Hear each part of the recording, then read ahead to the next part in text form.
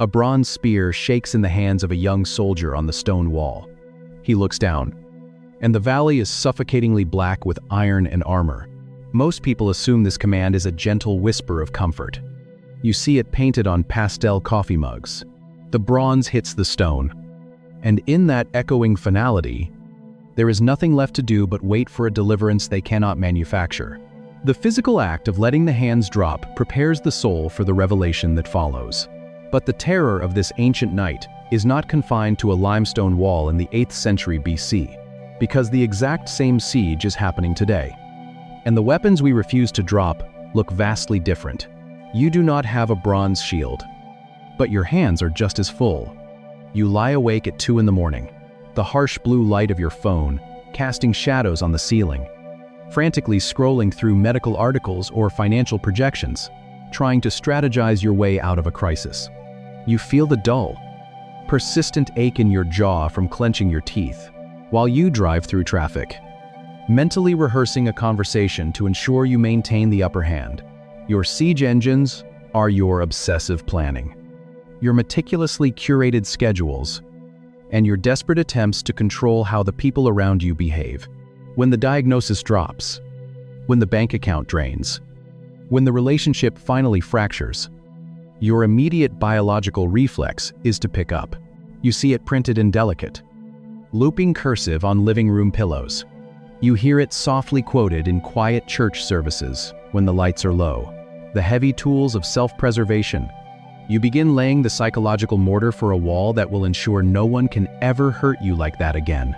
You manage the narrative, to curate the image, and grip the steering wheel until your knuckles turn white. We are a generation addicted to our own coping mechanisms. We medicate the fear of the unknown by endlessly consuming information, as if enough data could serve as a shield against the things we cannot control. You think your frantic activity is keeping your family safe, your career intact, your reputation spotless. But look at your own soul. The walls are still cracking. The enemy is still at the gate, and your hands are bleeding from holding onto the rope so tightly. This endless mental exhaustion is not just a byproduct of the modern world. It is the suffocating armor you refuse to take off. You believe that if you just worry enough, if you just plan for every possible catastrophic outcome, you can keep the Assyrians at bay. But the anxiety does not stop the invasion. It only exhausts you before the enemy even breaches the gate. God is standing in the middle of your frantic, agonizing battlefield. And he is issuing the exact same command he gave to King Hezekiah. Rapha, let your hands go limp. Drop the desperate illusion that your chronic worry is somehow protecting you from the collapse of your carefully managed world. Be still, and know that I am God. And it does carry a profound, centering peace. To actually obey this command means stepping into a terrifying vulnerability. It means sitting in the sterile quiet of a hospital waiting room, listening to the hum of the fluorescent lights, and deliberately choosing not to frantically search for survival statistics. It means leaving the angry text message unwritten, leaving the personal defense unsaid, and allowing yourself to stand completely exposed in the crossfire. You have to drop the weapon, but you cannot just drop your defenses and stand in an empty void. If you only empty your hands, the sheer terror of the silence will eventually crush you, and you will pick the sword right back up. The command does not end with a release. It pivots violently toward an anchor. God does not just tell you what you must abandon. He tells you exactly what you must hold on to. The English translation pivots on the word no. We process this word as an intellectual exercise. We think of memorizing data points. We think of passing a theology exam in a bright, quiet room. We assume God wants us to recall a rigid list of historical facts about his character. But intellectual facts do not stop panic attacks. A doctrinal statement does not lower a pounding heart rate in a war zone. But if you look closer at the geopolitical terror of the ancient Near East, at the raw Hebrew syllables buried beneath the polite English translation, the Hebrew word used here is the verb yada. It appears nearly 1,000 times in the ancient texts, and its primary meaning completely shatters our modern, Western definition of knowledge. Yada does not mean to simply agree with a concept. It means to perceive, to observe, to learn by direct, physical contact. It implies an intimate, first-hand encounter with reality. When the book of Genesis says Adam knew Eve, the word is yada. When a tracker in the desert knows the hidden springs, the word is yada. In the ancient Near East, you did not know a king by reading his biography. You knew a king by tasting his protection. You knew him by seeing his heavy banner planted in the mud. You knew him by watching his chariots scatter the armies coming for your life. It is not distant observation. It is not reading a dusty scroll. It is the collision of a person with a truth they can actually touch. That ancient root changes everything about this battlefield command. When God tells a starving, terrified people to yada his presence, he is not asking for a theological recitation. This knowledge is not a cognitive exercise you perform in the quiet. It is a physical collision you experience in the crossfire. Look closely at the grammar of the sequence. The physical release must happen first. The rafa makes the yada possible. You start to see something the coffee mug reading completely misses. This is not a lullaby for the exhausted. It is a battlefield imperative for the terrified.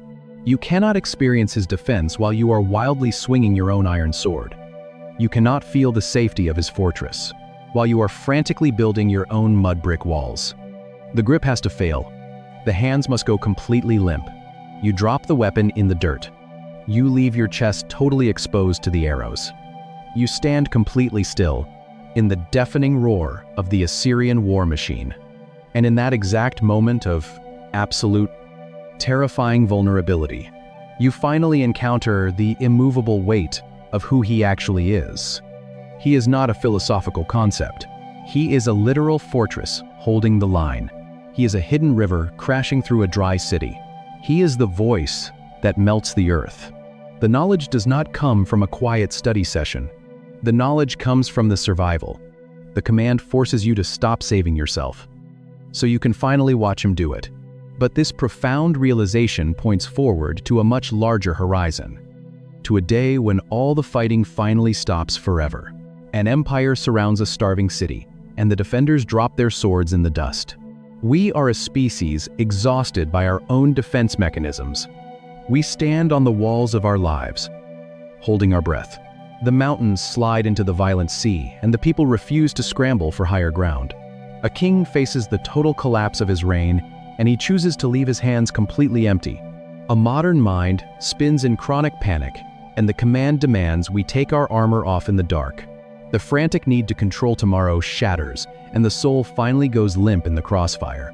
The heavy bronze shield hits the limestone floor, and the silence reveals a fortress that cannot fall. The terrifying exposure leaves the chest open, and a beautiful collision happens with a God who fights in our place. Same command, same surrender. But maybe the part that stays with me most is the empty hands. Not the image of a quiet mountain lake painted on a ceramic mug. Not the therapeutic deep breath in a controlled, dimly lit room.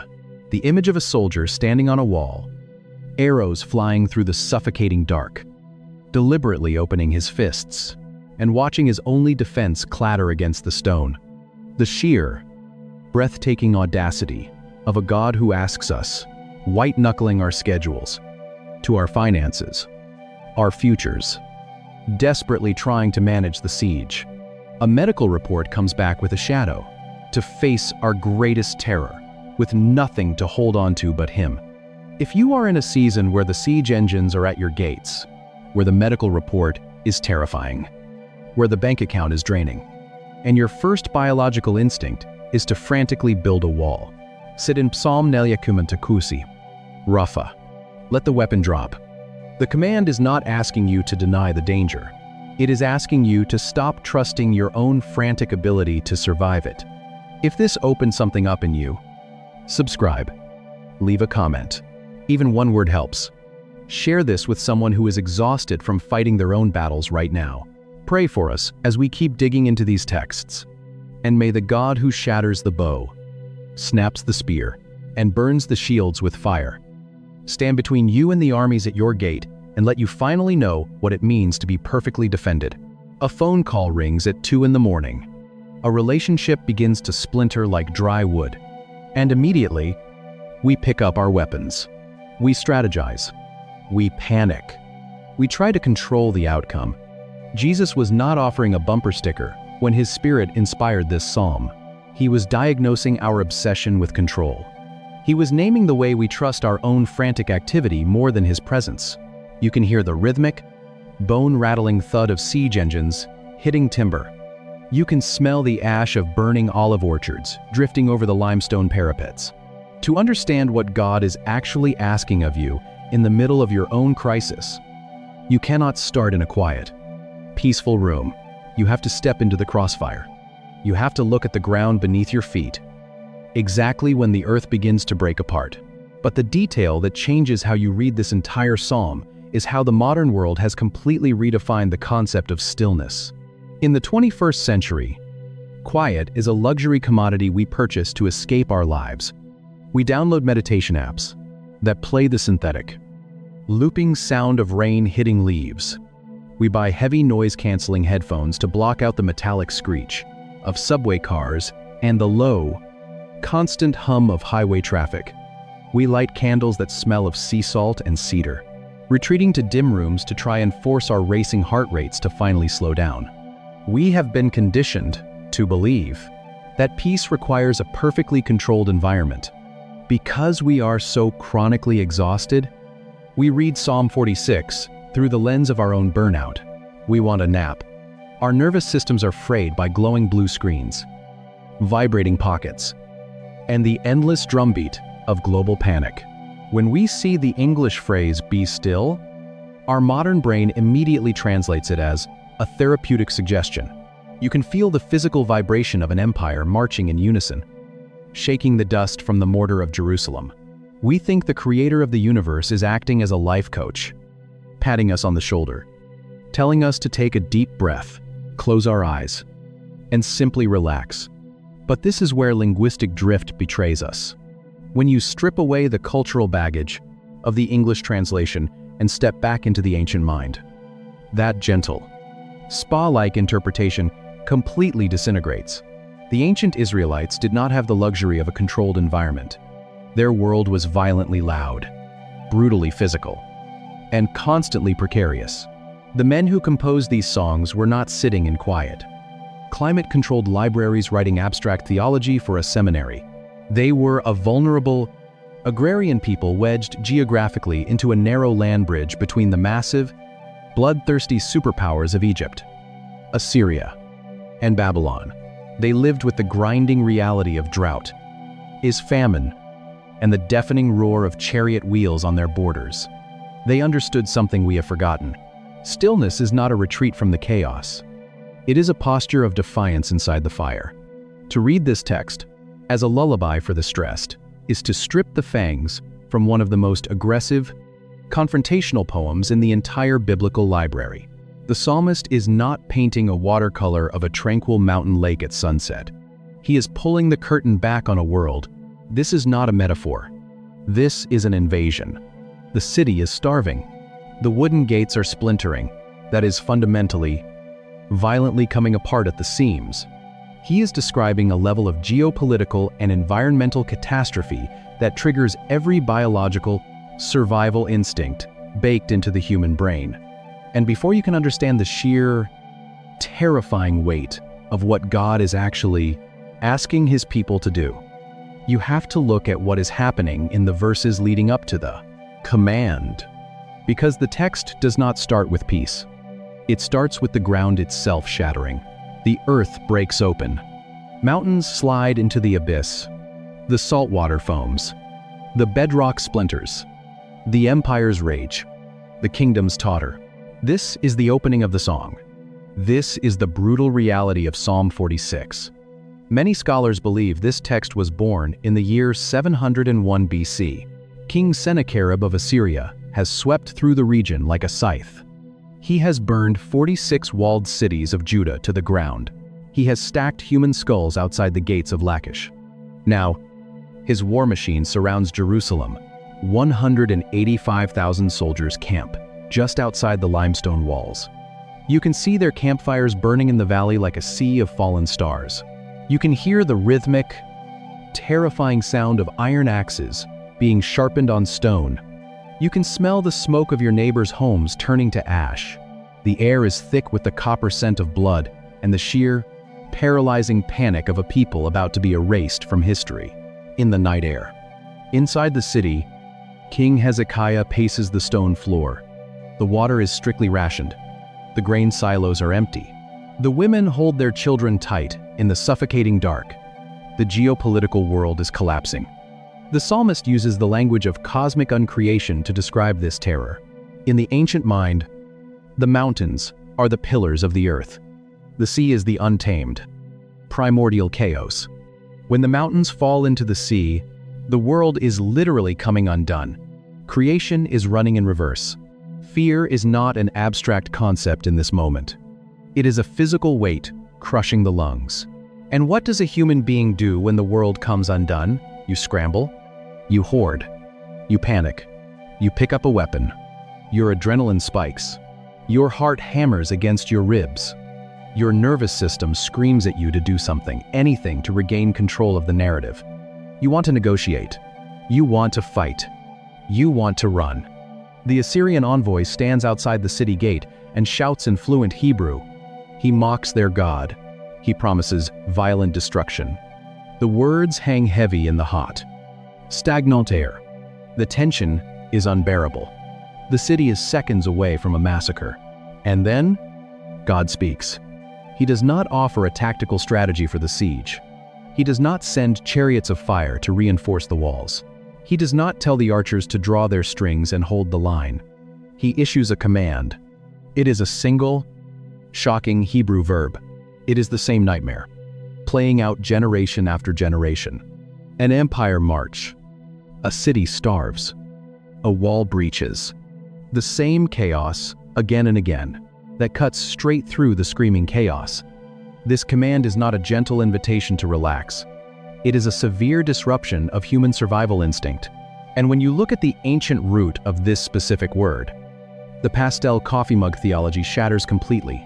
The English translators, looking for a way to express the cessation of striving, chose the phrase, "be still." But the word God uses in the Hebrew text of Psalm 46 verse 10 is the verb rapha. It appears 46 times in the Old Testament, and its range of meaning is deeply uncomfortable for anyone who likes to be in control. Rapha does not mean to meditate, to breathe deeply, or to find a quiet space in your mind. The root of the word literally means to slacken, to let drop, to abandon, or to go limp. It is a physical action, not a mental state. In the context of an ancient battlefield, it carries a very specific, terrifying image. It means to drop your hands. Picture the sheer weight of a bronze sword slipping from your sweat-slicked fingers, hitting the dry dirt with a heavy, metallic thud. Feel the sudden, chilling exposure of your chest when you lower a thick wooden shield in the middle of a war zone. We know what a king is supposed to say in this moment. We know the speeches generals give when the defenses are cracking. To Rapha is to intentionally make yourself defenseless. In the exact moment every biological instinct screams at you to protect yourself. We see this exact same word in Nehemiah chapter 6. The enemies of Israel are launching a psychological warfare campaign to terrify the builders of Jerusalem's wall, hoping their hands will drop. Rapha, the work. We see it in 2 Samuel 4. When King Ishbosheth hears that his top military commander is dead, and his hands go limp, Rapha, with terror. The word is almost always associated with the loss of strength, the releasing of tension, the abandoning of a fight. If realizing how much of your own life is spent tightly gripping your defenses is changing how you read these ancient words, you're exactly who this channel is for. Drop a thought in the comments and hit subscribe. Because every week we go deeper into the text than you knew was possible. So the weapon falls to the ground. When God says Rapha to a city under a suffocating siege, he is demanding something scandalous. He is telling the soldiers to stop defending themselves. He is telling the king to abandon his frantic diplomatic strategies. He is ordering his own people to surrender the desperate illusion that their quickly repaired walls are going to save them from the Assyrian war machine. This command is not an invitation to find inner peace. They scream for courage. They demand violence. They tell the archers to pull the strings taut, notch their arrows, and hold the line at all costs. It is an order to cease fire. He is telling a terrified, starving people to completely drop their defenses and watch what he is about to do. But dropping your weapons is only the first half of the equation. God does not tell his people to lower their shields just so they can be slaughtered. In the dark, he empties their hands for a very specific reason, and it points directly to the second Hebrew word in the command. A cracked leather grip slips. A bronze shield hits the limestone floor. Picture the moment the command is actually obeyed. Stand on the wall of Jerusalem in the suffocating heat of the night. Look at the men whose bodies are strung tight with terror. The archers lower their cedar bows. The spearmen open their fists. The king stops pacing the stone floor. You can hear the heavy, metallic clatter of armor falling into the dust. You can feel the sudden, agonizing exposure of a bare chest in the cold night air. You can see the confusion in the eyes of the soldiers as they stand completely unarmed, while an empire screams for their blood in the valley below. They are going limp in the middle of a war zone. They drop the spears they sharpened. In the panic of the afternoon, they drop the stones they carried to the parapets. They drop the desperate, whispering hope that Pharaoh's chariots, but the command that echoes down the line in this exact moment defies every instinct of human survival. It will ride over the horizon to save them. The muscles in their shoulders lose their tension. The adrenaline in their veins finds no release. They stand in the terrible, trembling vulnerability of those who have stopped trying to save themselves. The Assyrian campfires still burn in the distance. The siege engines still wait in the shadows. The political reality has not changed by a single inch. And yet, a holy silence falls over the defenders of the city. This empty-handed stance is not a surrender to the empire outside the gates. It is a surrender to the God who built the earth. To obey the command of Rapha, they have to let go of the very things they thought were keeping them alive. The reinforced walls, the iron tips, the frantic hoarding of grain and water. God strips it all away. He brings them to the absolute edge of their own capability, to the terrifying boundary where human strength completely runs out. He requires them to stand in the crosshairs of history with nothing in their hands. Because as long as they are holding their swords, they believe they are holding their salvation. As long as they are gripping their shields, they believe they are the authors of their own rescue. The dropping of the weapons breaks the illusion. It forces the breath out of their lungs. It forces the reality of their helplessness into the open air.